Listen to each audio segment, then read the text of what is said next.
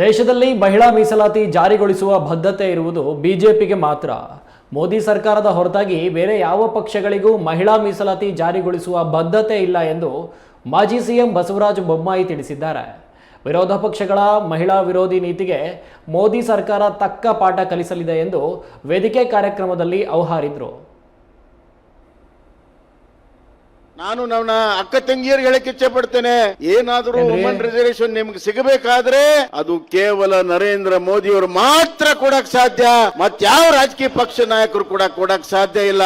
2023 ನಮ್ಮ 2-3 ಅಂಶ ಮೆಜಾರಿಟಿ ಇಲ್ದಿದ್ರು ಎಲ್ಲ ವಿರೋಧ ಪಕ್ಷಗಳನ್ನ ವಿಶ್ವಾಸ ತೆಗೆದುಕೊಂಡು 33% ರಿಸರ್ವೇಶನ್ ಮಾಡಬೇಕು ಅಂತ ಹೇಳಿ ಸಂವಿಧಾತ್ಮಕವಾಗಿ ಈಗಾಗಲೇ ಅದನ್ನ ಮಾಡಿಬಿಟ್ಟಿದ್ದಾರೆ.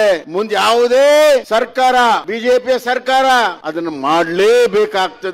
ನಮ್ಮ ಉದ್ದೇಶ 2034 ಬದಲಿ 2029 ಮಾಡಬೇಕಂತಿತ್ತು. ಆ ರಾಜಕೀಯ ಇಚ್ಛಾಶಕ್ತಿ ಭಾರತೀಯ ಜನತಾ ಪಕ್ಷ ಮತ್ತು ನರೇಂದ್ರ ಮೋದಿಜಿ ಅವರಿಗಿತ್ತು.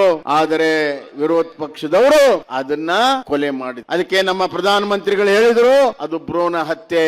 ರಾಜಕೀಯ ಶಕ್ತಿ ತುಂಬುವಂತ ಮಹಿಳೆಯ ರಾಜಕೀಯ ಶಕ್ತಿಗೆ ಭ್ರೂಣ ಹತ್ಯೆಯನ್ನ ಮಾಡಿದ್ದಾರೆ. ಆದ್ರೆ ಇಲ್ಲಿಗೆ ನಾವು ಸುಮ್ಮನೆ ಕುಂದಿರೋದಿಲ್ಲ ಅಂತ ಮೊನ್ನೆ ಪ್ರಧಾನಮಂತ್ರಿಗಳು ಒಂದ್ ಕಡೆ ಹೇಳಿದ್ದಾರೆ.